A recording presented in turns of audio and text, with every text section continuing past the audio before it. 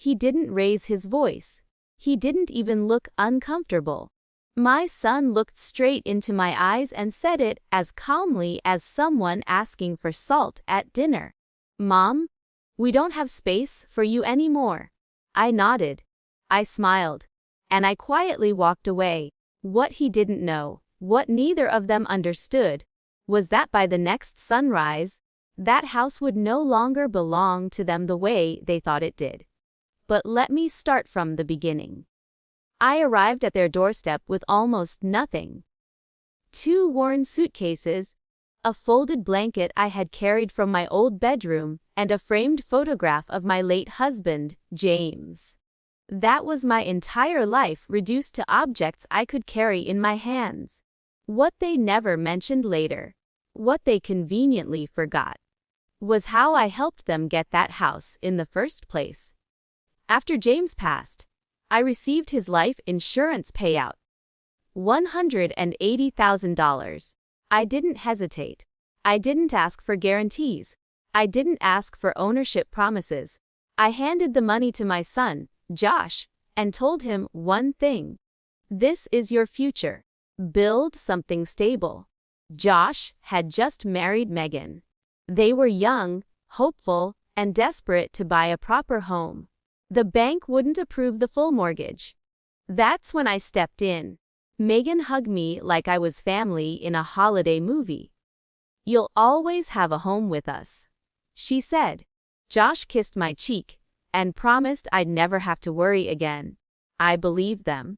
The house was modern, spotless, and cold in a way that didn't come from temperature. White walls, gray floors, a kitchen that looked like no one had ever cooked a real meal in it. My room was downstairs.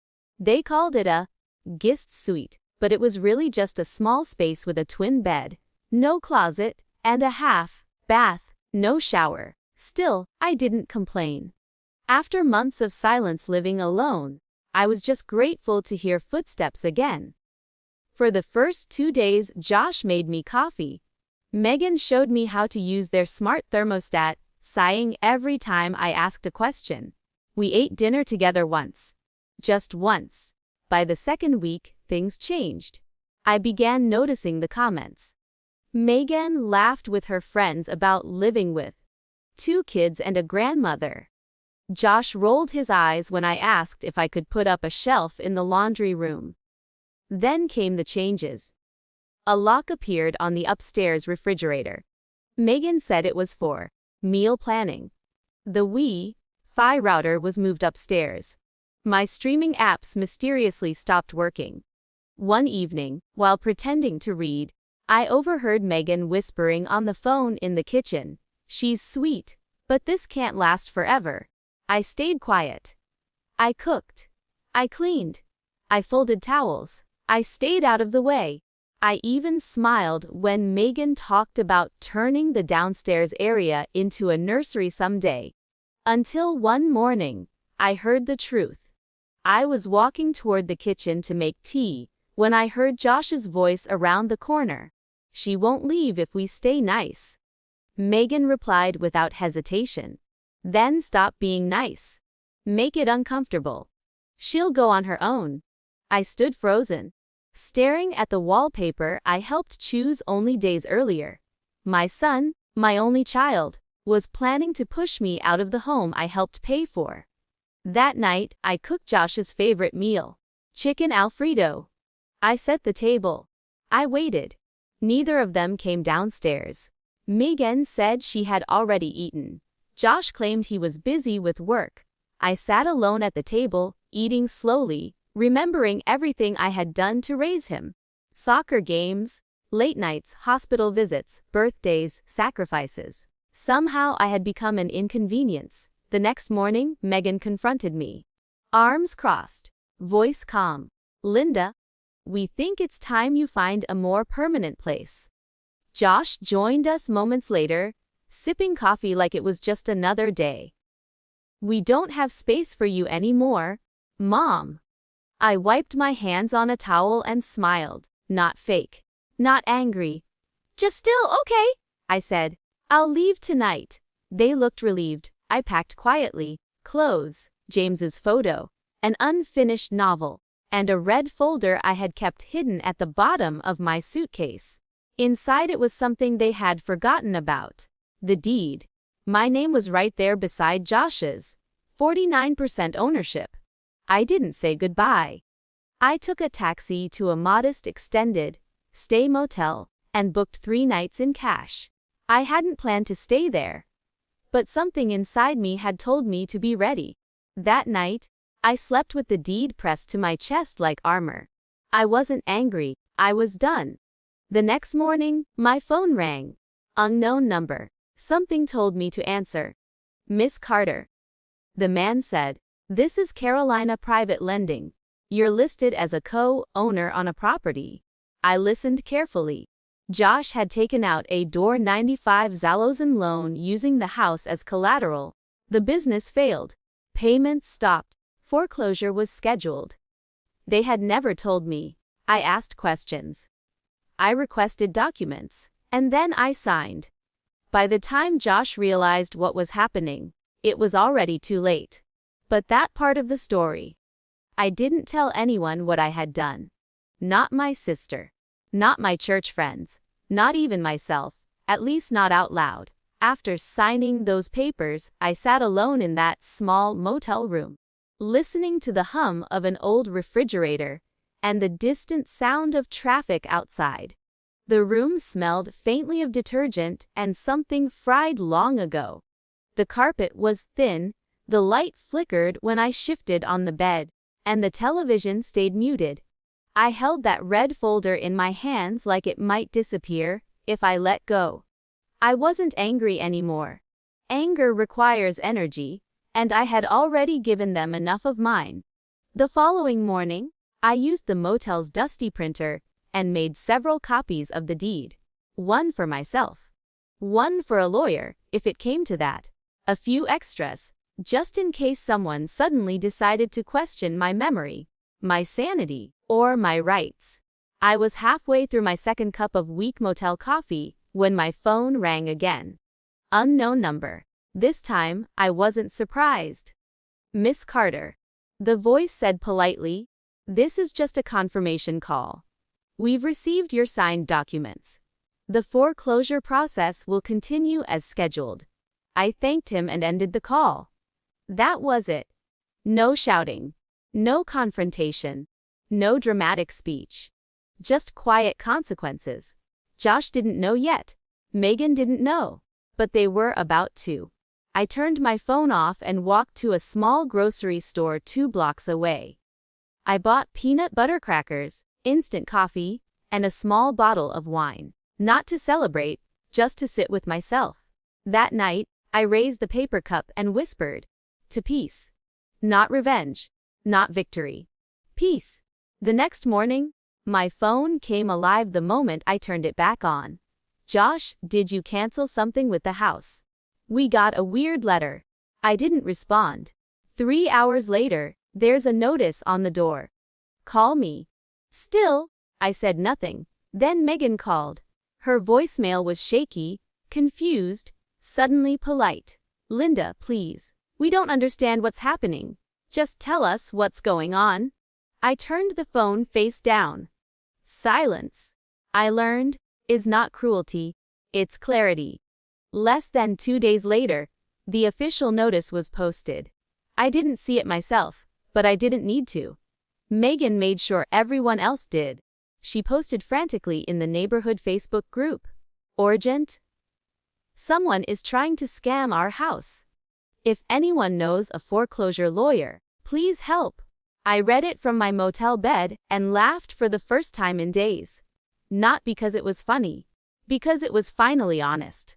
The comments poured in: neighbors, friends, former coworkers. "What happened? I thought you were doing great. How can we help?" Megan replied to every single one. Long emotional responses that never answered the actual question. She said things like, "We trusted someone who should have protected us. This betrayal cuts deeper than strangers." That's when the story changed.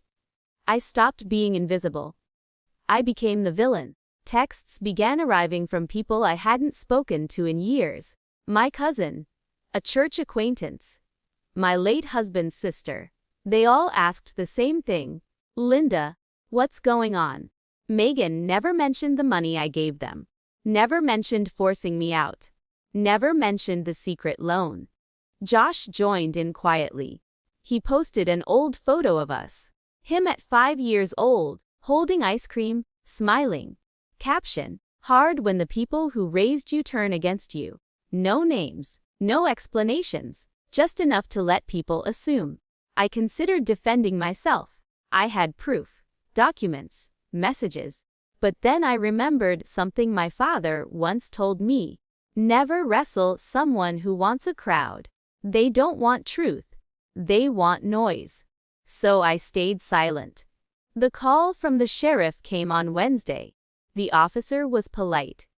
This is a courtesy notification, Miss Carter. There will be a formal lockout at the Grayson Park property Friday morning. You don't need to be present. I thanked him. That night, sleep didn't come easily. Not because of guilt, but because I kept picturing it. Josh standing there in sweatpants. Megan crying on the porch. Trash bags full of their things. I didn't feel satisfaction, only stillness. They had chosen every step that led there. Friday morning arrived quietly. I stayed in my motel room, heated oatmeal in the microwave, and waited. At 10:42 a.m., my phone buzzed. Voicemail. Josh. His voice sounded tight, controlled, unfamiliar.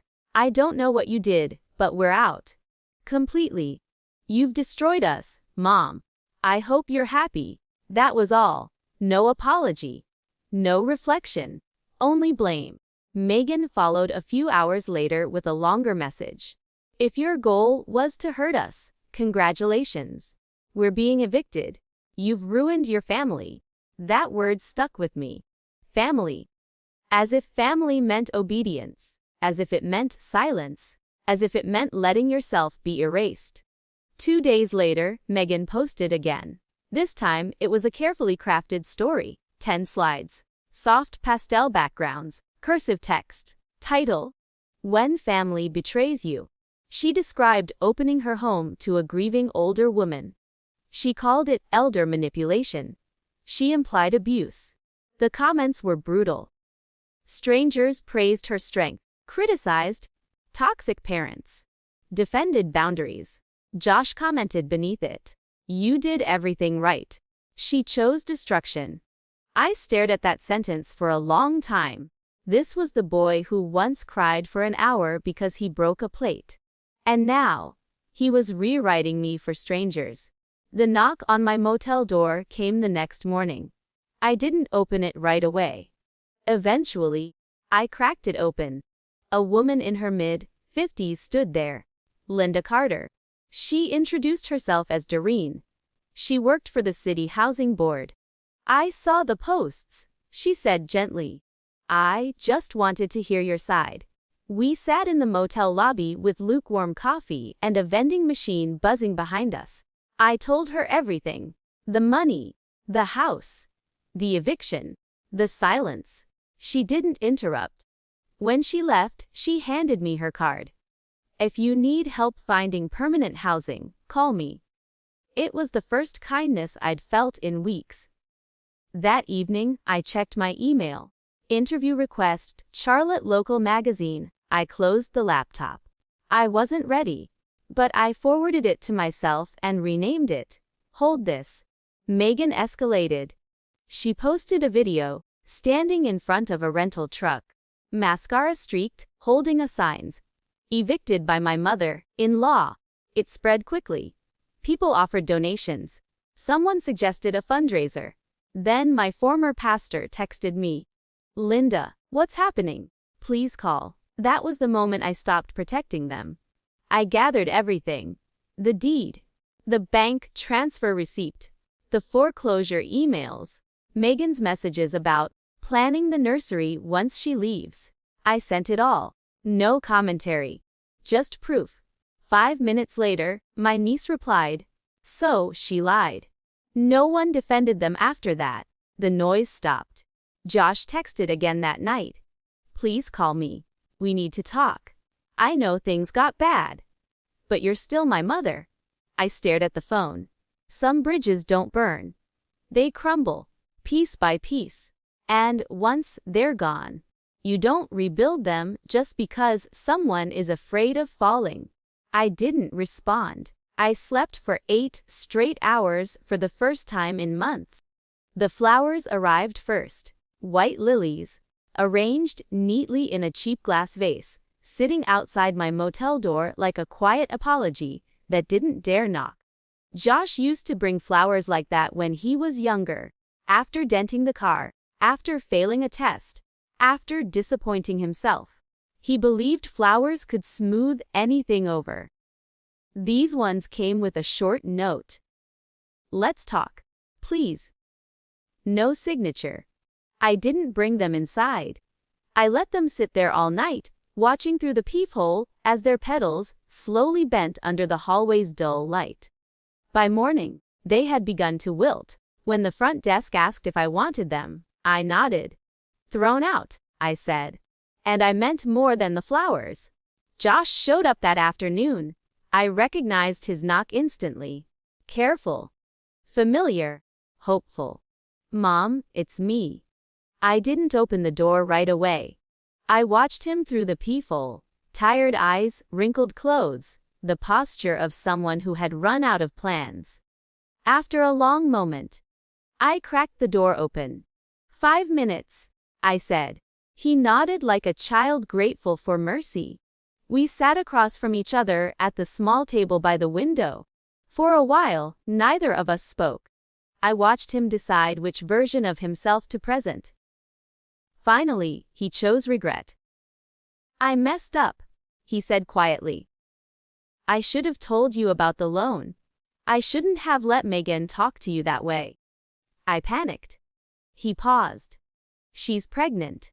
He said it like it was an explanation, like it erased everything. I looked at him carefully, really looked, and for a brief second, I saw the boy who used to cry when I worked night shifts. But that boy was gone. This man had forced me out of my own investment and blamed me for the consequences. I didn't come to fight, he continued. I just wanted to ask if you'd be willing to sign something. My stomach tightened. Show me, I said. He slid a manila folder across the table. I read the document once. Then again. It wasn't a simple agreement. It was a partial power of attorney, hidden under polite legal language. That would give him limited access to my finances during the foreclosure process, including my retirement. I closed the folder. Get out, I said. He blinked. Mom? Out? He stood slowly, like someone hoping the moment could still be saved. We're going to lose everything, he said. The baby. You already did, I replied. He left without another word. I locked the door, sat on the bed, and waited for my hands to stop shaking. Then I called the front desk and asked to change rooms. Different hallway, different floor. Protection sometimes looks like distance. That night, I blocked his number. Not out of anger, but because hope can be dangerous when it keeps reopening wounds. The next morning, I walked into the city housing office and handed Doreen her card back. She smiled like she'd been expecting me. I'm ready to move on, I said. She didn't congratulate me. She slid a brochure across the desk. Senior housing coastal options. The first listing was a modest 2-bedroom condo in Wilmington. Bright, quiet, affordable on my pension. I circled it. This one? I said. That evening Megan emailed me. No hashtags. No dramatic language. Just desperation. I don't know what to do anymore. We have nothing. Please think of the baby. I stared at the screen for a long time. Then I shut the laptop. What I was doing next wasn't reaction. It was resolution. 3 days later, there was another knock. I was wearing pajama bottoms, holding a cup of peppermint tea. Through the peephole, I saw her. Megan. Her hair was messy. Her eyes swollen. She held a newborn wrapped in a pink blanket. I didn't open the door. "Linda," she said softly. "I'm not here to fight. I don't know where else to go." I opened the door just enough to listen. "This is Emily," she whispered. "Your granddaughter." That name landed heavier than I expected. I opened the door. She stepped inside carefully, like someone entering unfamiliar territory. Sat on the edge of the bed. Rocked the baby gently. "We messed up," she said. "We were scared. We said things we shouldn't have." I nodded. Not forgiveness, just permission to continue. "Our accounts are frozen. We owe thousands. Phones might be cut off. I don't know what happens next." I watched her closely. And then I noticed something. The diaper bag. Designer. Brand new. Tag still attached. I recognized it from a catalog in the motel lobby. "Isn't that expensive?" I asked calmly. She hesitated. "It was a gift." I walked to the window. Outside, a black SUV idled at the curb. New. Rented, not desperate. "You didn't come here for help," I said. "You came for content." She froze. "You're recording this," I said. "Where is it?" Her silence answered me. "Get out," I said. She stood, clutching the baby. "She's your granddaughter," she pleaded. "She's your responsibility," I replied. "Raise her better than you treated me." I opened the door. She left without another word. That night, I filed for a restraining order. I included everything. Texts, emails, the visit, even the diaper bag receipt. The clerk barely reacted. "You're not the first," she said. "And you won't be the last." 2 days later, the order was approved. I made 5 copies. 1 for me, 1 for the motel, 1 for the police, 1 for Doreen, 1 mailed to Josh and Megan with a single note. "You wanted legal. Now you have it." That night, I finally answered the magazine. I didn't beg. I didn't dramatize. I sent proof. My subject line read, "Since they want to talk, let's talk." The article ran the following Sunday. It didn't explode online. But it changed the conversation. People stopped gossiping. They started thinking. A week later, I saw Josh at a coffee shop. He sat alone, staring into his cup. We locked eyes. No anger, no regret, just distance. Later that night, he emailed me. "I read the article. I won't contact you again. I'm sorry you felt you had no choice." I archived it. The keys arrived Friday. 2-bedroom condo. Soft light, quiet air. I walked inside slowly. No footsteps above me. No tension. No waiting to be tolerated. Just space. My space. I unpacked gently. James's photo. The red folder. A kettle. I stood on the balcony and listened to the ocean. I couldn't see it, but I could hear it. That was enough. Days passed. Then weeks. I enrolled in an art class. Took long walks. Bought 2 plants from a roadside stall. One afternoon, a woman handed me a painted seashell. "This one's for people who let go of something heavy," she said. I kept it. Named it Peace. A letter arrived months later.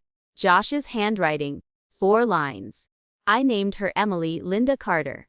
I folded it and placed it in a drawer. Not anger. Not joy. Acceptance. I no longer check social media. I no longer flinch at unknown numbers. They said there was no room for me. They were right. There was no room for my silence, so I made space for myself. And that, finally, was enough.